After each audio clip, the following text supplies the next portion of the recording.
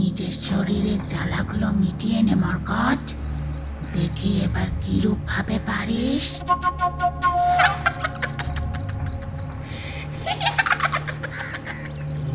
না, আমি আর পারছি না। তুমি আমার কাছে এসো, বলছি। তোমার শরীরের মায়া আমাকে ভেতর থেকে অমর থাকতে দিচ্ছে না। পারছি না আমি আর। ঠিক যেমন ভাবে আর্তনাদের আধারে আমি যে যন্ত্রণার শিকার হয়েছিলাম, আজ আজ সেই অভিশপ্ত বেদনার প্রতিধ্বনি তোর শিরায় শিরায় প্রবাহিত হোক।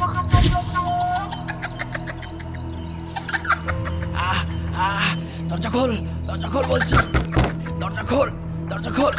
আমাকে তো শরীর দে। তোর নগ্নতা আমাকে পাগল করে তুলেছে। তোর স্তন ছোঁয়ার নেশায় নিজেকে মাতাল লাগছে। আয় বলছি, কাছে আয়। এই মায়াবী শরীরের গন্ধই বিদ্যমান শুধু। এভাবেই শেষ করে দে নিজেকে, এভাবেই শেষ করে দে। দূর থেকে কেন নিজের নগ্নতা প্রদর্শন করে যাচ্ছিস? হ্যাঁ, আমার ইচ্ছে পূরণ কর, না হলে আমাকে শেষ করে দে। এ অদ্ভুত কাম যন্ত্রণা যে আমি আর সইতে পারছি না।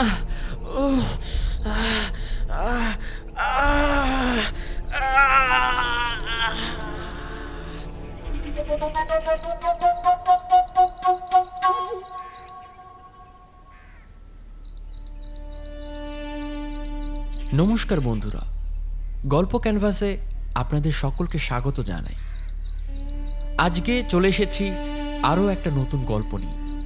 তবে প্রথমেই বলে রাখি, এই গল্পটি সম্পূর্ণ প্রাপ্তবয়স্কদের জন্য এবং এর সকল ঘটনা পরিবেশনার উপক্রম মাত্র। শুরু হচ্ছে কামলীলা।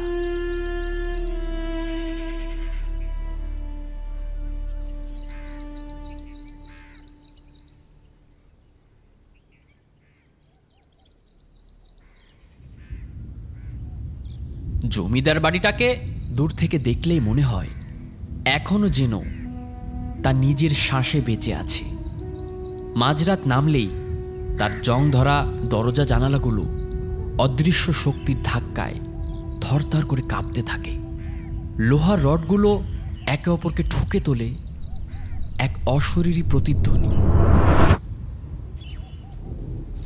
কখনো হঠাৎ দেখা যায় শতবর্ষ আগেকার সেই হারানো মুখচ্ছবি যেন পুরনো দেওয়ালের ফাঁক ভেদ করে উঠে এসে নির্মম স্থির চোখে তাকিয়ে আছে বর্তমানের দিকে।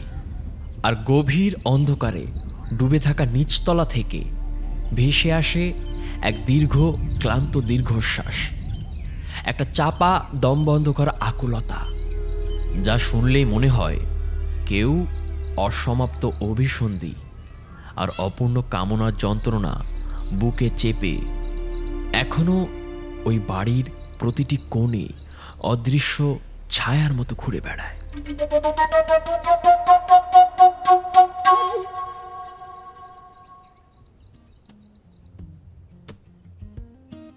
শীতের মরশুমে পা রাখতেই রাহুল, সুগন্ধা আর নিখিলেশ তিনজনের মাথায় একসাথেই জন্ম নিল একটা দূর ভ্রমণের পরিকল্পনা। অনেককাল হয়ে গেছে শহরের ধুলোমাখা দিনযাপনের ক্লান্তি থেকে তারা আর কোথাও পা বাড়ায়নি। জীবনের ভারে চুপসে যাওয়া নিঃশ্বাসগুলো এখন যেন নতুন হাওয়ার খোঁজে হাঁপাচ্ছে। হাওয়া বদলের সেই নীরব আকুলতা আজ তাদের প্রতিটি দৃষ্টিতেই স্পষ্ট করে ঝিলমিল করছে। সকাল গড়িয়ে দুপুর হতে না হতেই নিখিলেশের দোতলার ব্যালকনিতে তাদের পরিকল্পনা নিয়ে শুরু হলো রমিয়ে তর্ক বিতর্ক। কোথায় যাবে, কতদিন থাকবে, কার পছন্দ কোন দিক, সব কিছু নিয়েই ব্যালকনির ঠান্ডা বাতাসে শব্দগুলো উড়ে বেড়াচ্ছিল। দূর দীঘা তো এখন ঘরের কাছে। তাছাড়া ওই একঘেয়েমি উদয়পুরের বিচে বসে কাঁকড়া বিয়ার সাটানো ছাড়া কি আর আছে? যেতে হলে দূরে চলো। তাহলে পাহাড়ের রানী, Darjeeling, Kanchenjunga, waterfalls? No way, এটা যদি যাই 5বার হবে বস। তাহলে লাস্ট বলে দিচ্ছি, কেরালা। এখানেই ফাইনাল। বাবার হুকোটা কেটে টাকাটা জোগাড় করো। তাহলে কোথায় যাব? কিছুই তো মিলছে না ভালো। পাশ দিয়ে সুগন্ধা চেঁচিয়ে ওঠে। গাইজ, কাম ডাউন। আচ্ছা, why don't we think about some haunted places? শুনে রাহুল আর নিখিলেশ একদম থমকে গেল, কারণ এর আগে তারা জীবনে কোনো দিন ভুতুড়ে জায়গার নামও উচ্চারণ করেনি, যাওয়া তো দূরের কথা। আর সবচেয়ে বড় বিষয়, যে মেয়েটা ছোটবেলা থেকেই অন্ধকার দেখলেই কেঁপে ওঠে, সেই সুগন্ধাই কিনা আজ এ তো ভূতের মুখে রাম নাম শোনানোর মতো অদ্ভুত প্রস্তাব। না, যদি সত্যি বিপদ ঘটে, অভিজ্ঞতা নিতে গিয়ে যদি আর বাড়ি ফেরার রাস্তা না থাকে, তখন কি হবে বলতো? আরে ভূতের বাচ্চা, কিচ্ছু হবে না, চ, মজা হবে। আর সিনেমার ভূত আর বাস্তব ভূত কি এক হয়? ভূত হলো হাওয়া, যাকে দেখা যায় না। যদিও বা কিছু ঘটে, তাহলে ঝাড়িয়ে নিস। বল নিখিলেশ। নিখিলেশ তখন বলে ওঠে, I don't have any problem. তার ওপর এখন আর ভূত প্রেত থাকে নাকি? আইপ্যাডটা দে তো সুগন্ধা আমার কাছে। এই নে ধর। নিখিলেশ আইপ্যাডটা হাতে নিয়ে দ্রুত এক অদ্ভুত ওয়েবসাইটে ঢুকে গেল। কয়েকদিন আগেই তার চোখে পড়েছিল একটা খবর, মণিকান্তপুরের সেই পুরনো জমিদার বাড়ি নাকি রাত নামলেই অকারণে কিছু অদ্ভুত শব্দে কেঁপে ওঠে। অদৃশ্য কারো হাঁটা চলার শব্দ, লোহার শিকল টানার মতো কর্কশ আওয়াজ, সবই নাকি শোনা যায় গভীর অন্ধকারে।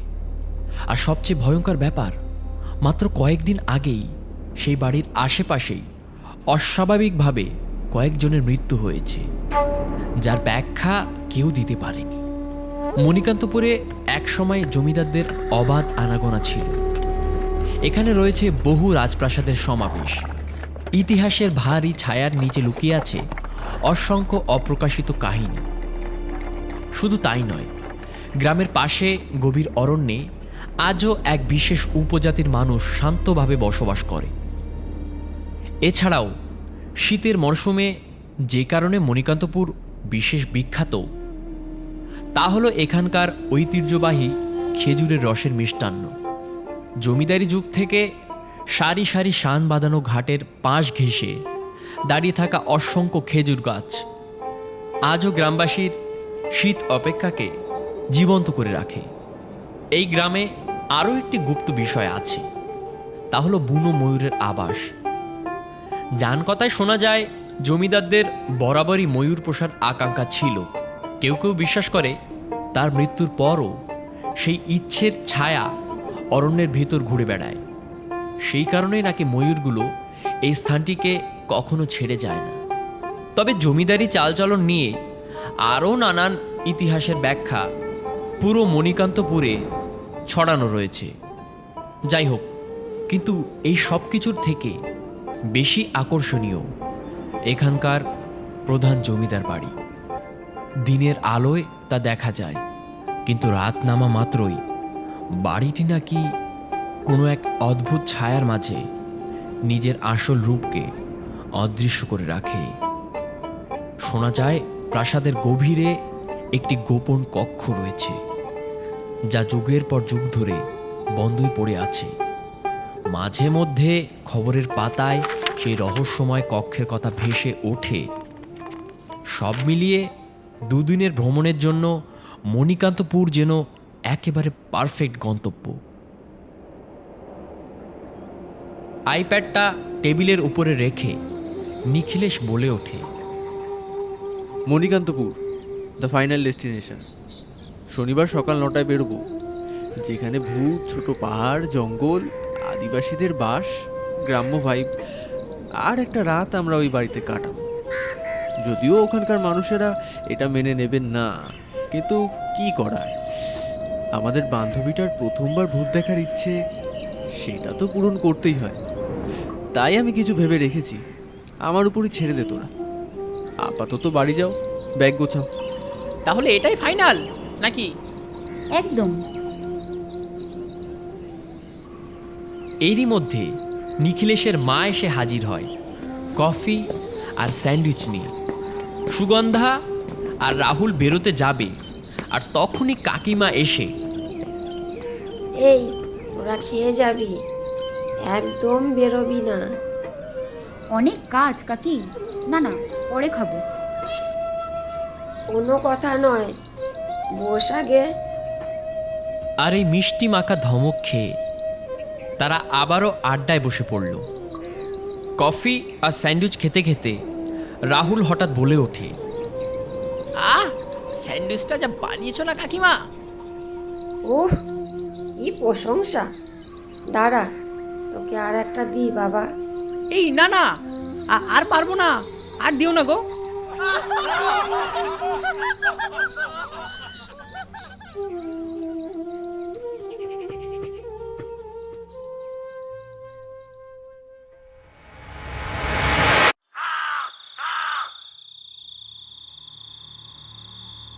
আজ আমি মাল ছাড়া কারো নয়, এইটুকু মালিকই নিয়ে যায়। হ্যাঁ, কিরে হরি, মাল খাবি নাকি মাগি? কি মালের সাথে ম্যাগি? ওই যে সুতোর মতো থাকে, সুরুত সুরুত করে খায় বাচ্চারা, ওইটা? হাট কি মালের সাথে ম্যাগি? মাগি রে মাগি। একটু ভালো বাংলায় বললে একটা নারী চরিত্র, যার টসা টসা ভরা গাল, লম্বা লম্বা চুল, রসালো আপেলের মতো। হাট মাল, খালি চোদার তাল। কি হাট, কি হাট? হ্যাঁ, কি হাট বাড়া? গায়ে হাত দিবি না বলে দিলাম, মাথা চোদা। সেটা বড় কথা নয়। আচ্ছা, এই রাতে এইখানে যদি কোনো মেয়ে আসে, তুই বল আমাকে, তুই কি করবি? হ্যাঁ, কি করবি? আবারও বলছি, গায়ে হাত দিবি না বাঞ্চ। আচ্ছা বাড়া, আয় আয় আয়, তোকে একটা চুমু দিয়া। এই যে আপনারা এত রাতে ঝগড়া করছেন কেন? হ্যাঁ, আমাকে বলুন, আমাকে খুলে বলুন তো আপনাদের কি দরকার? আর নিমেষেই তাদের সামনে এক সুন্দরী মায়াবী নারী চরিত্রের আগমন ঘটে। সাথে সাথেই বিনয় পাশে গিয়ে বলে ওঠে, যেটা প্রত্যেকটা ছেলে চায়। হ্যাঁ, মেয়েটা কোনো মতেই অবাক হলো না, কারণ সে জানে এই অবস্থায় সে ঠিক কি বলতে চলেছে। বিনয় খুব অশ্লীল দৃষ্টিতে মেয়েটার দিকে তাকাতে থাকে, সাথে তার বন্ধু হরিও। দেখ দেখ, মেয়েটার জিনিসগুলো বড্ড ঝোলা রে। আরে মনে হচ্ছে 150 টাকার মাল। মেয়েটাও বেশ কামুক চোখে তাদেরকে বলে, সোনাগাছিতে 150 টাকায় অনেক পেয়ে যাবি, কিন্তু কিন্তু এই ঝুমার শরীর, ঝুমা না চাইলে কাউকে দেয় না রে। কি রে, খাবি নাকি? তাহলে আমার পেছনে পেছনে আয়, ফেল ফেলিয়ে কুনজর না দিয়ে। বিনয় আর হরির অন্তর্লোক এখন যেন রাগ খামাজের দহন স্নিগ্ধ প্রতিধ্বনিতে অস্থির হয়ে উঠেছে। দুজনেই মেয়েটার পেছনে পেছনে হাঁটতে লাগলো। মনে হচ্ছিল যেন সে তাদের উপর কোনো জাদু ছড়িয়ে দিয়েছে, বা তার রহস্যময় মায়ায় তাদের সম্পূর্ণ মোহাচ্ছন্ন করে রেখেছে।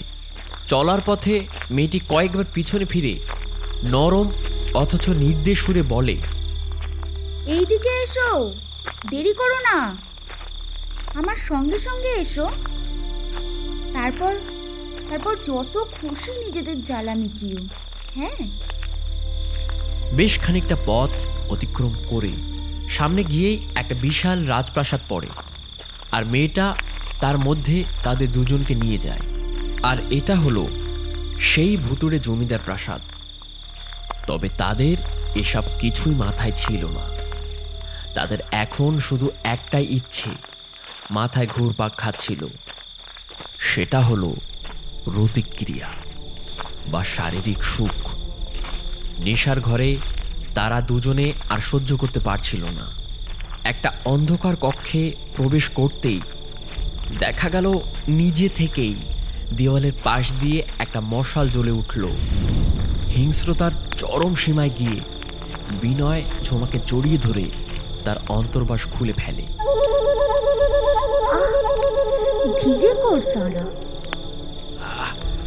পুরো খাসা দেও রে খাসা, এ তো আমার বউয়ের থেকেও নরম গাড়ে। হরি, তুই বাইরে গিয়ে দাঁড়া, তারপর তোর পালা। বিনয় চিতার মতো ঝাঁপিয়ে ঝুমার গালে চোখে ঠোঁটে আদরের ছোঁয়া যাপন করছে আর নিজের জ্বালা মেটাচ্ছে।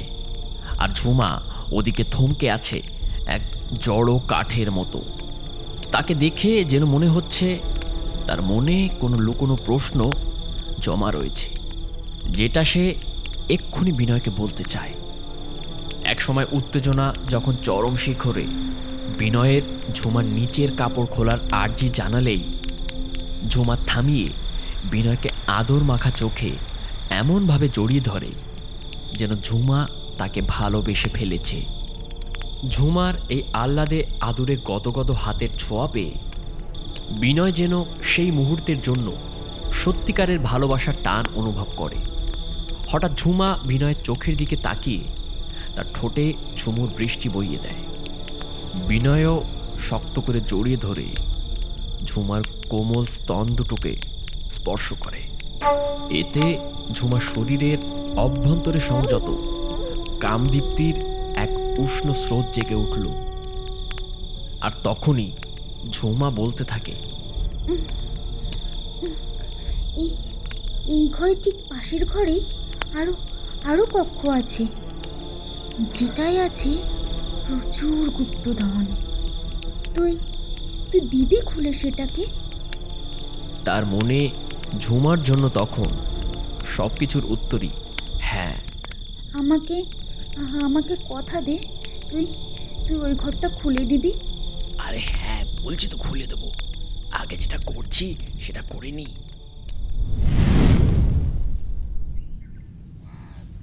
এদিকে হরি একটা সিগারেট ধরিয়ে গোটা পরিবেশটাকে দেখতে লাগে। ধীরে ধীরে মাথা ঝিমঝিমটাও কমে যায় আর পৌঁছে যায় সেই কক্ষের সামনে, যেটা ঝুমা বিনয়কে খুলে দেবার কথা বলছিল। একটু কাছে যেতেই বহু পুরাতন দরজা দেখে তার বড্ড অদ্ভুত লাগতে শুরু করে, মাঝে মাঝে নড়ে উঠছে। তবে সে আরও ভাবছে, হয়তোবা বাতাসে। একদম দরজার সামনে এগিয়ে গিয়ে সে লক্ষ্য করল একটা ছোট্ট ছিদ্র। আর এটা দেখে তার মনে কি যেন জাগলো যে ওই ছিদ্র দিয়ে সে ভিতরের জিনিস দেখবে। আর এই আগ্রহে সে তার ডান চোখ বাড়ালেই যা লক্ষ্য করল সেটা দেখে তার পায়ের তলা থেকে মাটি সরে গেল। হরি দেখল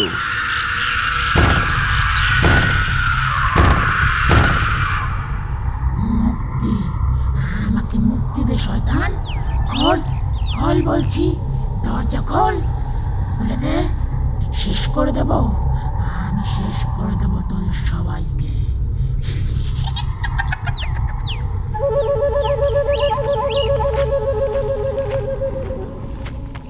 না না, এরকমটা হতে পারে না।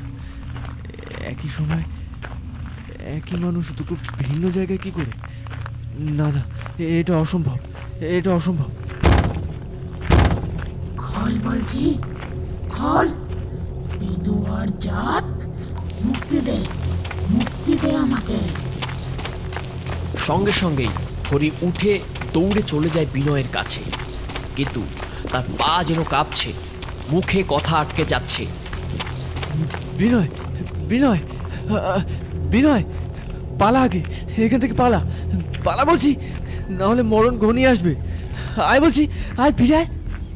আর দরজার সম্মুখে আসতেই সে দেখে বিনয়ের নগ্ন শরীর উল্টো করে দড়ি দিয়ে ঝোলানো ছাদের কোড়ে বর্গার সাথে। বিনয়ের পেট থেকে নাড়ি ভুড়ি বেরিয়ে রক্ত মাটিতে পড়ে ভেসে যাচ্ছে চারিদিকে। আর পাশে দাঁড়ানো সেই মেয়েটা, যাকে সে এক্ষুনি ওই ঘরের মধ্যে বন্দি অবস্থা দেখে আসলো।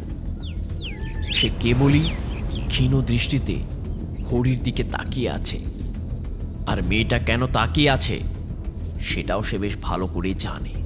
হঠাৎ তার দিকে আসতেই হরি ভয়ে ভয়ে উঠে যায় আর বিদ্যুৎ গতিতে তারা চলে আসে সেই কক্ষের দিকে। যেন মনে হলো টেলিপোর্ট হয়ে তারা এসেছে। আমাকে মেরো না, মেরো না, আমাকে মেরো না। তুমি যা চাইছো তাই করে দিচ্ছি, আমাকে মেরো না। মেয়েটা শুধু বড় বড় চোখ নিয়ে তার দিকে তাকিয়ে আছে আর মৃদু হাসছে। হরি দরজার খিল তুলতেই এক সুগন্ধ ভেসে আসতে লাগে দরজার ওপাশ থেকে। আর মেয়েটাকে দেখে যেন মনে হচ্ছে সে প্রাণ ফিরে পেতে লাগলো।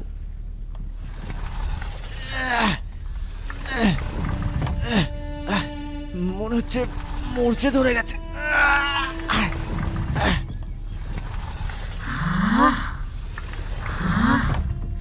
কয়েক যুগ পরে আবারও পুনর্মুক্তি।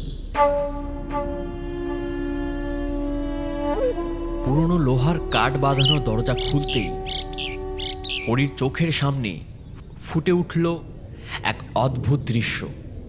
মলিন আলোর ভেতর দাঁড়িয়ে থাকা সেই অচেনা নারী, অপরূপ সৌন্দর্যে ঢাকা অথচ রহস্য ভেজা। তার মুখের অবাক করা শান্ত ব্যক্তি, তার দেহরেখার অপূর্ব সমাহারে মনে হচ্ছিল সে যেন কোনো অপসারারই অদৃশ্য ছায়া। নারীটি ধীরে ধীরে হরির দিকে এগিয়ে আসছিল। পায়ের শব্দ পর্যন্ত শোনা যাচ্ছিল না, কেবল অনুভব করা যাচ্ছিল তার উপস্থিতির এক অদ্ভুত টান। হরি তাকিয়ে থাকতে থাকতে অজান্তেই এক পা, তারপর আরেক পা পিছিয়ে যেতে লাগলো। ভয়, বিস্ময় আর অচেনা উত্তেজনার এক অদ্ভুত মিশ্রণে। আমাকে মেরো না, মেরো না, আমাকে দয়া করে আমাকে মেরো না। আর সেই নারীর বিকট হাসি হঠাৎই চারিদিক ছিন্ন বিচ্ছিন্ন করে হাহাকারের মতো প্রতিধ্বনিত হয়ে উঠল। মনে হলো যেন পুরো অন্ধকারটাই কেঁপে উঠছে তার সেই হাসির ওজনে। কিন্তু এ কি, হরি যেটা ভেবেছিল তার একদম অন্যরূপ হলো তার সাথে। মেয়েটা কাছে এসেই হরিকে তার নিজের বাহুর মধ্যে নিয়ে নিল, তাকে আদরের চূড়ান্ত শান্তি অনুভব করতে থাকলো। হরির তীব্র আবেগ ভরা নিঃশ্বাস মেয়েটিকেও পাগল করে তুলেছিল।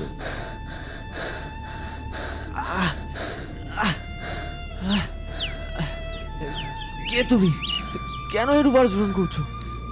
আমাকেও কি বিনয়ের মতো মেরে ফেলবে হেসে? তখন অনেক ভেবে মেয়েটা বলে, আমি লীলা, লীলা নাম আমার। ৭৫ বছর ধরে এই মহলের কুঠিরে আমি বন্দী হয়ে আছি। তোদের দ্বারা আমি মুক্তি পেয়েছি। আমি এক অতৃপ্ত আত্মা। এর বেশি আর জানতে হবে না তোর। মিটিয়ে নে জ্বালা, নিজের শরীরের খিদে মিটিয়ে নে আজকে ভালো করে।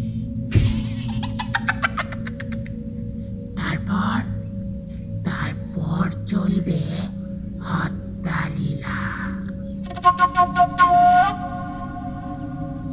এটা শোনার পর হরির শরীর যেন চিৎকারে ফেটে ওঠে আর ধীরে ধীরে নুইয়ে পড়তে থাকে।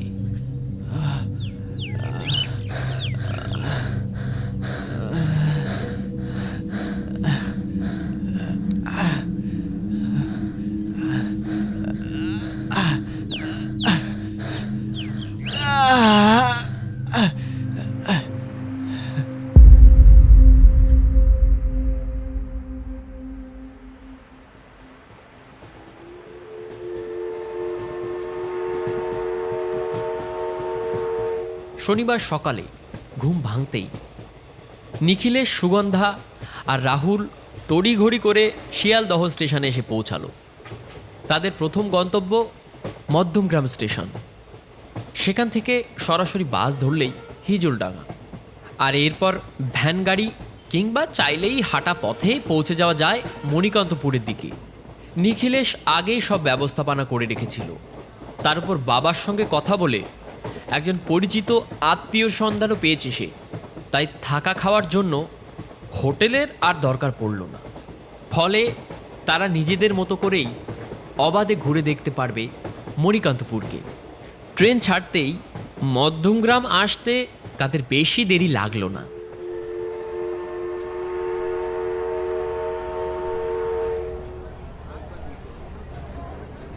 ব্যাগপাতি নিয়ে কিছু দূর হেঁটে দেখে তার পরিচিত জেঠু সমতুল্য মানুষ একটা জিপ গাড়ি নিয়ে তাদের জন্য অপেক্ষা করছে। তাই আর চিন্তাও রইল না। সামনে হেঁটে গিয়েই কাকা বলে উঠল, নিখিলেশ, তাই না? নিখিলেশ বুঝে গিয়ে উত্তর দেয়, রমেশ জেঠু? একদম ঠিক ধরেছ। তা তোমাদের আসতে অসুবিধে হয়নি তো নাকি? একদমই না জেঠু, সব কিছু ঠিকঠাক হয়েছে। ব্যাগপাতি গাড়িতে তুলে তারা রওনা হলো মণিকান্তপুরের উদ্দেশ্যে। সোনালি শীতের সকালে গাড়িটি ছুটে চলেছে যেন উৎখলিত অশ্বের মতো। চলন্ত গাড়ির সাথে সাথে ধারালো হিমেল বাতাস তাদের চোখে মুখে এসে মেশে। গাড়ি চালানো অবস্থায় জেঠু তাদেরকে বলে ওঠে, তোমার বাবার বলায় আমি কাল সন্ধ্যায় বাড়ি ফিরেছি।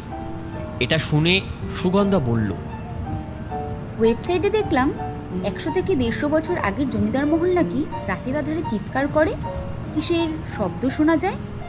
আসলে এর গল্প বা ইতিহাসটা কি জেঠু? জেঠু একটু ভেবে উত্তর দেয়, ছিল একটা মর্মান্তিক ঘটনা, কিন্তু ভূত প্রেত নিয়ে তো তেমন কিছু দেখি না। বাকি মাঝে মাঝে খবরের কাগজে যা ওঠে সব মিডিয়া, মার্কেটিং আর টিআরপির খেলা। 35 বছর ধরে থাকছি গো, আমি তো কিছু দেখলাম না। তবে জানো তো, কদিন আগেই হরি নামের এক ছেলেকে ওই জমিদার বাড়ির সামনে পড়ে থাকতে দেখা যায়। লোকটাকে অদ্ভুত লাগছিল। তার কারণ অবশ্যই তার সারা গায়ে কোনো বস্ত্র ছিল না। বাপ রে! তারপর তারপর তারপর আর কি, স্থানীয় মানুষেরা প্রথমে ভেবেছিল ডেড বডি। তারপর শ্বাস চলা দেখে জল ফল দিয়ে চাদর দিয়ে ঢেকে জাগিয়ে তোলে। তারপর আমি আর খোঁজ জানি না। এই দেখো, গপ্পের মাঝে চলেও এলাম। মণিকান্তপুরে ঢোকা মাত্রই তাদের জন্য একটু অন্যরকম লাগতে শুরু করে। হয়তো বা শহর থেকে হাওয়া বদলের ঠেলায় তাদের অমূল লাগছে। গ্রামের মধ্যে দিয়ে যাওয়ার পথে তারা দেখল সেই রাজবাড়ির পিছনের অংশটা, কারণ সামনের অংশ রাস্তার বিপরীত পাশে পড়ে। রমেশ জেঠুর বাড়ি গিয়ে তারা পেল এক অন্যরকম খাতির যত্ন। সকালের খাবার যেহেতু তারা স্টেশনে খেয়ে এসেছে, তবুও একেবারে দুপুরের খাবার খেয়ে বেরিয়ে পড়ল উপজাতিদের সাথে দেখা করতে। সেখান থেকে তারা খেজুর দিঘির ঘাট, বুনোময়ূরদের বন আর আসার সময় মণিকান্তপুরের বিখ্যাত মিষ্টির দোকান পাঁচু ঘোষের মিষ্টান্ন ভাণ্ডার থেকে বিভিন্ন জাতের খেজুরের রসের মিষ্টি তারা খেল। মিষ্টি খাওয়ার সময় রমেশ জেঠু তাদের বলে ওঠে, খাও খাও, এই জিনিস তোমাদের কলকাতায় পাবে না বলে দিলাম। নিখিলেশ নলেন গুড়ের রসগোল্লা মুখে দেওয়া অবস্থায় বলে ওঠে, যেন সাক্ষাৎ অমৃত মুখে দিলাম জেঠু। তখন পাশ দিয়ে রাহুল বলে, আর আমারটা স্বর্গের রাবড়ি, কি টেস্ট, খুব টেস্ট। তাদের কথা শুনে সেখানকার মানুষেরাও খানিক হেসে ওঠে। সেখান থেকে ফেরার পথে জগাই নামক এক কাকার সাথে দেখা হলে রমেশ জেঠু চাবির ব্যবস্থা করে, কারণ যে কারণে তাদের এখানে আসা। বাড়ি পৌঁছেই ঝপাঝপ রাতের খাবার খেয়ে দুই একটা জিনিস ব্যাগে ভরে ওরা চারজনে রওনা হলো মণিকান্তপুরের বহু প্রাচীন সেই জমিদার বা রাজবাড়িতে রাত কাটানোর উদ্দেশ্যে রাতের গভীর আধারে শীতের নীরব স্পর্শ গায়ে মেখে চার মূর্তি ধীরে ধীরে হাঁটছিল মণিকান্তপুরের কাঁচা রাস্তা ধরে। কিছুক্ষণ এগোতেই সামনে দেখা দিল সেই জমিদার বাড়ির মুখদর্পণ। এ যেন এক এলাহি প্রাসাদ, নিঃশব্দে দাঁড়িয়ে থাকা ইতিহাসের বিশাল ছায়া। রমেশ কাকা পকেট থেকে চাবি বের করে পুরনো দিনের ভারী তালাটা খুলে দিলেন। তারা ভেতরে প্রবেশ করতে লাগলো। শীতল অন্ধকারের গভীরে প্রত্যেকের হাতেই ছিল ফোনের ফ্ল্যাশ লাইট। আর আগেরকার দিনের ভূতেরে বাড়ির পরিবেশ এবং গ্রাম্য ঐতিহ্য বজায় রাখার জন্য তারা সঙ্গে এনেছিল এক বড় হেরিকেন, কাছে ঘেরা সেই পুরনো দিনের লণ্ঠন।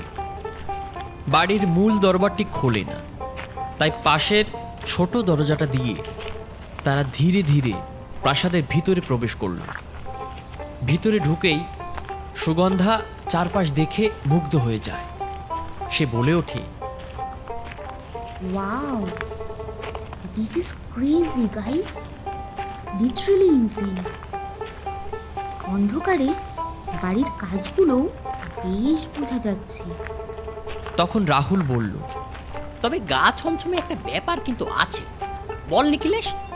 নিখিলেশ একটু নাটকীয়ভাবে কেশে নিয়ে উত্তর দেয়, তা আছে, তবে আপাতত এই শীতের পরিবেশে আমার ওল্ড মং খেতে ইচ্ছা করছে। কিন্তু এই বনবাজারের দিকে কিভাবে? পিছন দিয়ে হঠাৎ একটা হাত রাহুলের কাঁধে এসে উঠতেই রাহুল ভয় চেঁচিয়ে ওঠে, ভূত ভূত ভূত নিখিলেশ, ভূত ভূত ভূত। আরে ধুর পাগল, রমেশ জেঠু তোকে ভয় দেখিয়েই ছেড়েছে। হ্যাঁ, রমেশ জেঠু এসেই নিখিলেশের হাতে একটা ওল্ড মঙ্কের 360 ml এর বোতল ধরিয়ে দিয়ে বলল, আশিস জানতে পারলে অফিসে আমাকে 4 দিনের সাসপেনশন জারি করবে। সামলে কিন্তু। উফ, যা ঠান্ডা পড়েছে না, এটা ওলমাকে দরকারি ছিল। নিখিলেশ রাহুলকে বলে, মেশা মেশা রাহুল, পাশের জলের বোতলটায় মেশা। জেঠুর জবাব নেই। আরে ধুর, তোমরা এলে প্রথমবার, আর এখন তো বড় হয়েছে, ভাঙো ভাঙো।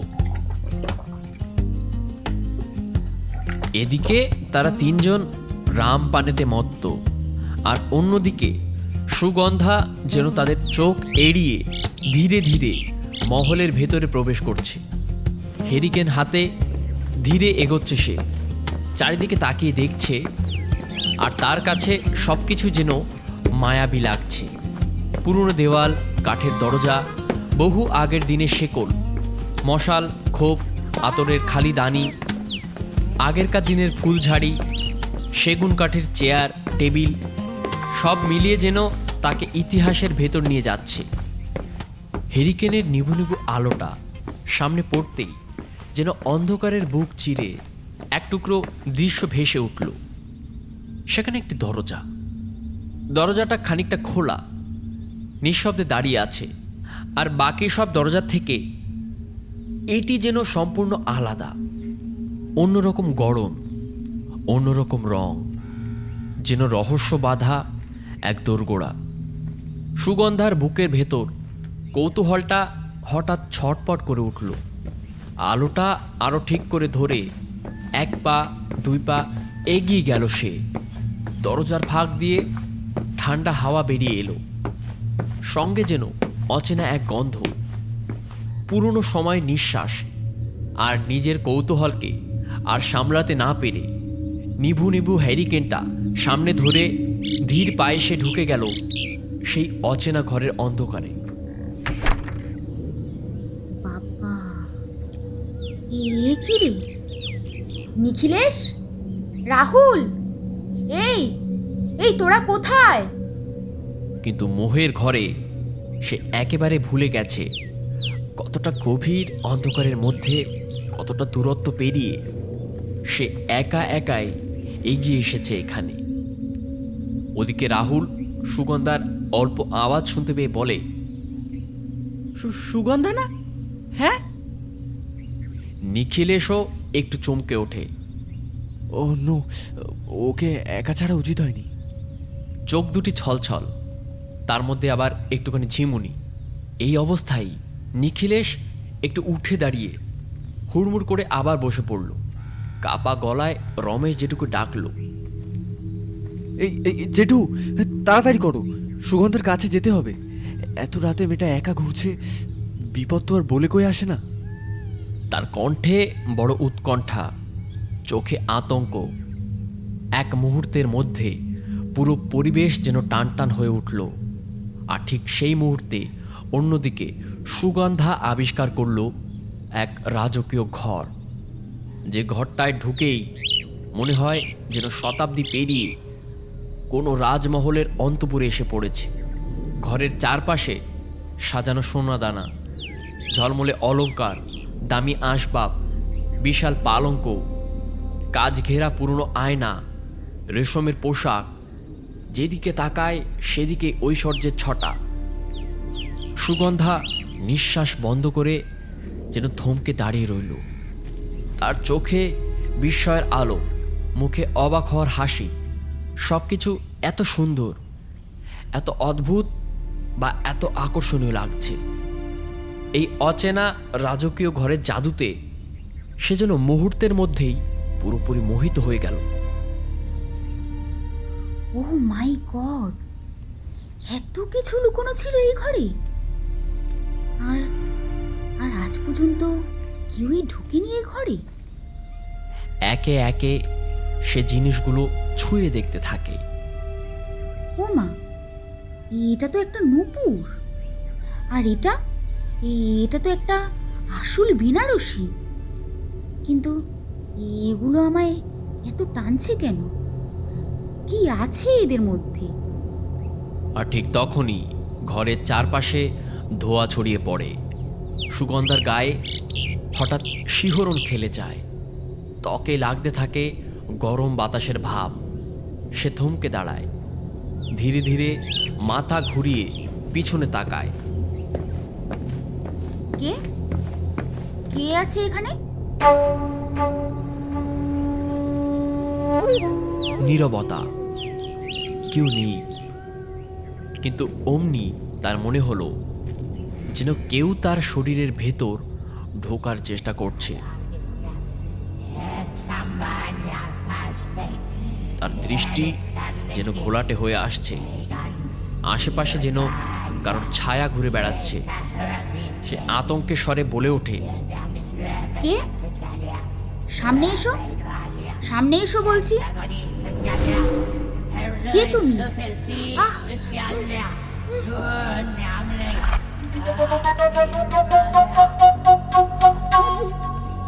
ওদিকে তার তিনজন ফোনের ফ্ল্যাশ জ্বালিয়ে অন্ধকার করিডর ধরে এগোচ্ছে। পদশব্দগুলো ঘরের ভেতর প্রতিধ্বনির মতো বাজছে। হঠাৎ নিখিলেশ থেমে যায়। তার কানে আসে এক অদ্ভুত শব্দ, যেন দূরে কোথাও থেকে কারো শ্বাস বা কান্নার মতো কিছু। রাহুল, জেঠু, তোমরা ওইদিকে যাও, আমি এই পাশ দিয়ে যাচ্ছি। হ্যাঁ হ্যাঁ, সেটা বরং ভালো হবে। এই চলো রাহুল, চলো। সে ফোনের ফ্ল্যাশ আর একটু উঁচু করে ধরে সামনে এগোচ্ছে। সুগন্ধা, সুগন্ধা, শুনতে পাচ্ছ? সুগন্ধা। আর কিছুক্ষণের মধ্যেই নিখিলেশও গিয়ে পৌঁছায় সেই ঘরের সামনে, যেখানে সুগন্ধাও এসেছিল। মনের মধ্যে আতঙ্কের একটা ছাপ নিয়েও প্রবেশ করলো সেই ঘরের মধ্যে। আর অমনি নিজের থেকে সমস্ত আলো যেন জ্বলে উঠল। আর একটু সামনে গিয়ে নিখিলেশ প্রথম দেখে সামনে উঁচুতে দেওয়ালে বাঁধানো একটা নারীর ছবি, যা দেখতে অসম্ভব সুন্দরী। ফোনের ফ্ল্যাশের সাদা আলোয় সে যেন খুব তীক্ষ্ণ নজরে চেয়ে আছে সে ছবির দিকে। আর হঠাৎ করে পিছন দিক থেকে একটা হাত নিখিলেশের কাঁধে এসে পড়তেই ভয়ে তার সারা শরীর কেঁপে ওঠে।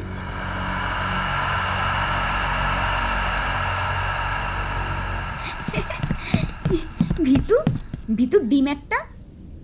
সদ্য ওল্ডমঙ্গের নেশায় নিখিলেশ তাও সামলে নিয়ে সুগন্ধাকে বলে, তুই পাগল নাকি শয়তান? একা কেন এলি এদিকে? হ্যাঁ, আমি তো তোমাদের সাথে বসে মদ গিলতে এসেছি, তাই না?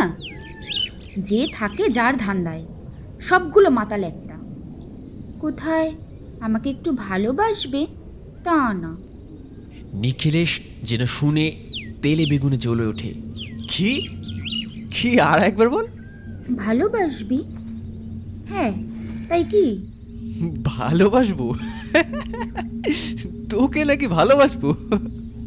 সুগন্ধা শুনেই নিখিলেশের হাত ধরে বসে আর বলে, কেন? আমাকে তোর ভালো লাগে না? হালকা নেশার ভাব যেন নিমেষে নেমে গেল সুগন্ধার এই কথা শুনে। তুই কি পাগল হয়ে গেছিস নাকি? হ্যাঁ, তোর আর আমার ভালোবাসা, আই মিন কিভাবে? আর সাথে সাথে সুগন্ধা নিখিলেশকে জড়িয়ে ধরে। আরে আরে কি করছিস? কি করছিস নাকি পাগলি? ছাড় বলছি। না, ছাড়বো না। আগে আগে বল, আমাকে ভালোবাসবি? তোকে আমার খুব ভালো লেগেছে। আচ্ছা বাবা, বাসবো বাসবো। শোন আগে আমার কথাটা। সুগন্ধার গলার আওয়াজ যেন পাল্টে যেতে লাগলো। ধীরে ধীরে নেশার ঘোরে নিখিলেশও নিজেকে সামলাতে না পেরে সুগন্ধার এই পাগলামোতে সে যেন সাড়া দিল এবার, আর তাকেও সে জড়িয়ে ধরল। আদর মাখা ছোঁয়ায় তাদের কথোপকথন চলছে। দেখ দেখ, এটা কিন্তু ঠিক না বলছি।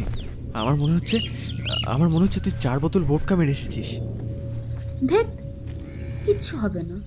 তুই তুই আগে কেন আসিসনি রে এখানে?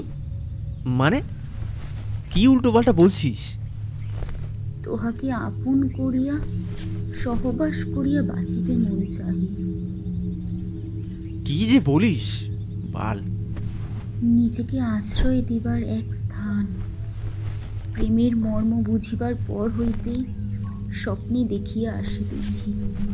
আহ, ছাড় আমাকে, অনেক হয়েছে নাটক। নিখিলেশের রাগের মাঝে তাকে ঠেলে দিতেই সুগন্ধা যেন ছিটকে পড়ে যায়। সুগন্ধা, আমি বুঝতে পারিনি। আগে শোন আমার কথা। আর বলে, আমি তো কেবল তোর নিকট অল্প প্রেমই প্রার্থনা করিয়াছিলাম, আর তুই আমাকে পরিত্যাগ করিতেছিস। তুই কেন বুঝতে চাইছিস না? এ হয় না। হাত দে, চল আগে। অনেক হয়েছে ভূত দেখা। চল, সকালেই বাড়ি যাব। তোর নিকটে আমি প্রেমের ভিক্ষায় প্রার্থনা করছি রে। অন্তত একবার কেউ যেন আমাকে অন্তরস্থল হইতে ভালোবাসুক।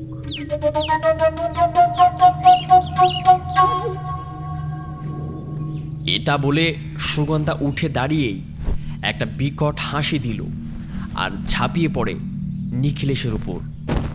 একে অপরকে খামচে নিয়ে চোখে ঠোঁটে আদরের জোয়ার বইতে লাগলো দুজনেই। নিখিলেশও কিছু না বলতে পেরে রাগে তাকে আদর করতে থাকে। কিন্তু সন্দেহ তখন হলো যখন সামনের আয়নায় সে লক্ষ্য করে, সেখানে যখন আয়নার দিকে তাকাচ্ছে দেখে একটা কালো ছায়ামূর্তি তার শরীরের সাথে আটকানো। এই রকম বারবার দেখতেই নিখিলেশের গা মাথা যেন ভারী হয়ে গেল। আর নিমেষেই দৌড়াতে দৌড়াতে জেঠু আর রাহুল এসেই তাদের এইসব কলকীর্তি দেখে ফেলে। আর ভয়ে এক ধাক্কা দিয়ে সুগন্ধাকে ফেলে দিতেই দূরে আবারও ছিটকে গিয়ে পড়ে। নিখিলেশ ভয়ে উত্তর দেওয়ার আগেই তারা অন্যভাবে ভয় পেয়ে যায় এটা দেখে যে সুগন্ধারূপী লীলা তার বাসনা শরীরে অতৃপ্ত। এখন তার দিকে এখন তাকাতেই যেন কেমন লাগছে। চোখে কালো লেপন বিচারণ করছে আর মুখে তার অদ্ভুত রাগ। এদিকে তাড়াহুড়োয় জেঠু সুগন্ধা বলে ডাকতেই, সুগন্ধা, মা সুগন্ধা, কি হয়েছে তোর?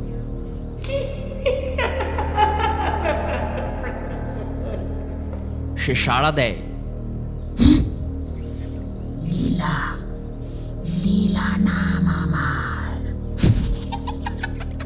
সাথে সাথেই তারা তিনজনে ভয়ে একজোট হয়ে গুটিসুটি মেরে যায়। লীলা, লীলা নাম আমার।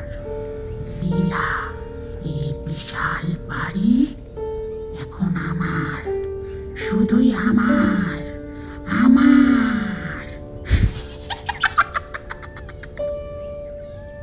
জমিদার অধীর চন্দ্রের ছিল দুই পুত্র, নিমাই চন্দ্র ও অখিল চন্দ্র। একবার সওদা করতে বেরিয়ে তারা বেদেপল্লীর পথ ধরে গিয়ে আমায় দেখেছিল। আমার রূপ দেখে নাকি তাদের মনে পাকনা গজিয়েছিল, এমনই বলা বলি ছিল চারপাশে। বিশ্বাস করে, ভরসা করে আমিও এসেছিলাম এই প্রাসাদে নিমাই চন্দ্রের স্ত্রী হয়ে, আর এসে হয়ে গেলাম বেশ্যা। শুরুতে সবই বড় মায়াময় মনে হয়েছিল, কিন্তু কিন্তু দিন গড়াতেই গা ঠান্ডা হয়ে গেল। ধীরে ধীরে সামনে এলো তাদের আসল মুখ। দুজনেই নেশা আর জুয়ায় ডুবে থাকা মানুষ ছিল। রাতের পর রাত ভালোবাসার নামে আমার উপর অত্যাচার করতো আমার নিজের স্বামী, মারতো, গালিগালাজ করতো। নিজের লালসা পূরণ হলে তবে আমাকে ছেড়ে দিত। কোথায় ওই সমুদ্রের ধারের গ্রাম থেকে আমাকে ধরে এনেছিল সেটাও যেন ধীরে ধীরে স্মৃতির ধুলোয় ঢেকে গেল। এদিকে জমিদার অধীর চন্দ্র তো ছিলেন আরো এক ধাপ উপরে। রাতের অন্ধকারে পাশের গ্রামের মেয়েদের মহলে এনে নোংরা কাজে লিপ্ত হতেন। এর পাশাপাশি গোপনে বাবুদের কাছে মেয়ে পাচারের সুতোর টানাটানি করতেন। লোকমুখে এমনই কথা শোনা যেত। এই নোংরা অট্টালিকার মধ্যে দাঁড়িয়ে আমি ভাবতাম, এই নরক থেকে আমার মুক্তি হবে কি আদেও? প্রতিদিন সময় গুনতাম, কেউ যদি আবার একবার আমাকে জীবন দান করত। কিন্তু কিন্তু নিয়তির খাতা যে বড়ই নির্মম। ধীরে ধীরে এই রোজকার দুঃসহ নির্দয়তা আমার কাছে অভ্যাসে পরিণত হলো, আর আমিও নীরবে সহ্য করে চললাম। আর আর এমনই এক রাতে ওই পাষণ্ড নিমাইচন্দ্র নিজের সামনে থেকে দাঁড়িয়ে দেখেছে তার নিজের বড় ভাই আমার সর্বনাশ করছে, কিন্তু কিন্তু কিচ্ছু বলেনি। সেবার প্রথম আমি মুখ খুলেছিলাম। আহ, শয়তান, পাষণ্ড, এর এর শোধ আমি তুলবই। ছাড়বে না, ছাড়বে না। বিধাতা ঠিক দেখছেন উপর থেকে, সবাইকে বলে দেব। ছাড় আমাকে, ছাড়। তোদের তোদের কালো ধান্দা আমি সবাইকে বলে দেব। এই যে, কে কোথায় আছো? বাঁচাও, আমাকে বাঁচাও, বাঁচাও আমাকে।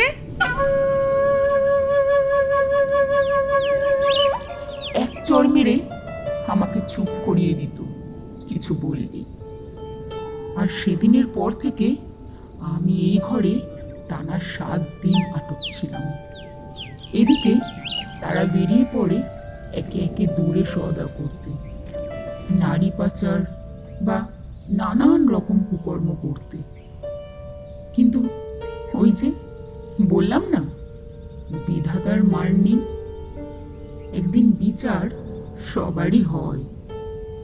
খবর পাওয়া যায় প্রবল তুফানে জাহাজ সহ জমিদার আর ওর 2 ছেলের মৃত্যু ঘটে।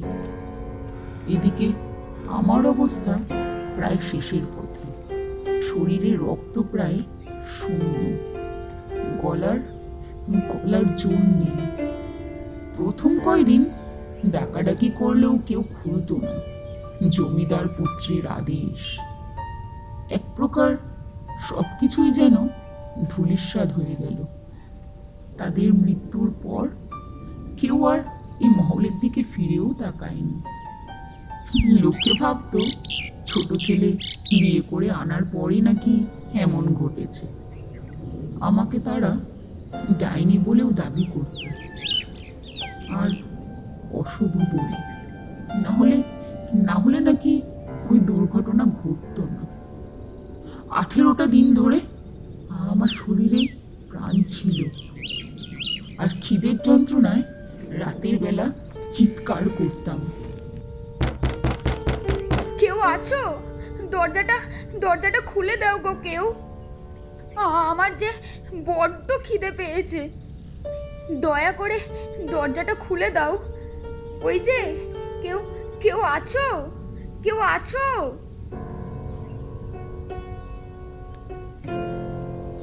দিনের বেলা শোনা যেত না, তাই রাতের বেলা ডাকতাম।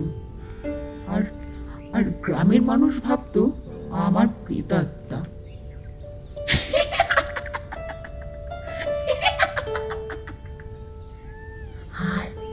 আর এখন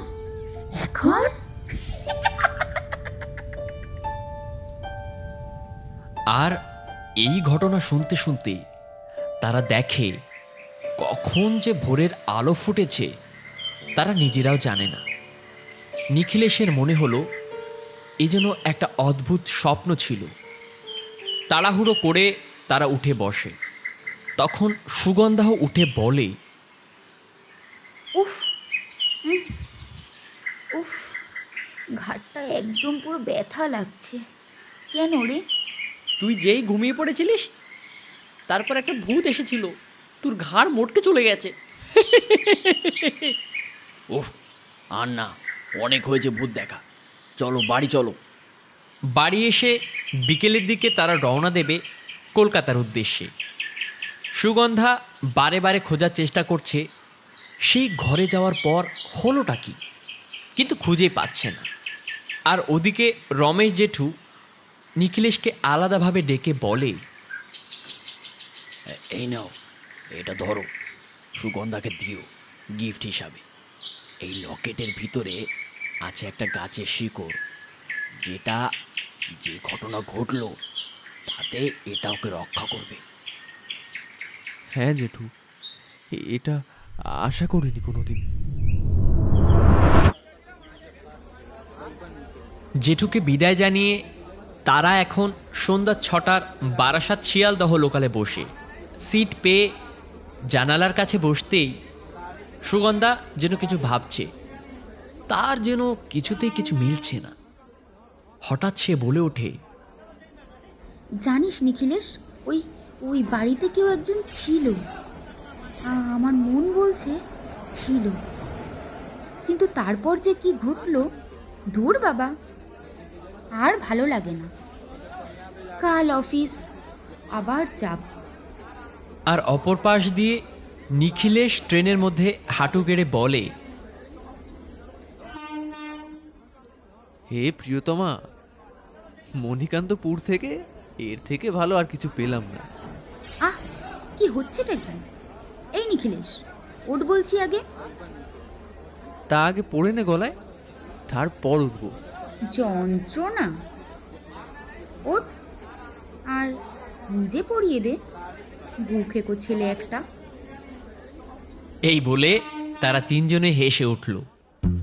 আচ্ছা, আপনাদের কি মনে হতে পারে, লীলা কি নিখিলেশের মধ্যে সত্যিকারের ছোঁয়া বা কোনো লালসাহীন না পাওয়ায় তাদের ছেড়ে দিল, নাকি এই দুই মানুষটাকে মিলিত করার জন্য? আর লীলার জীবনে আপনি থাকলে আপনি কি করতেন? কমেন্ট করে জানান আমাদের।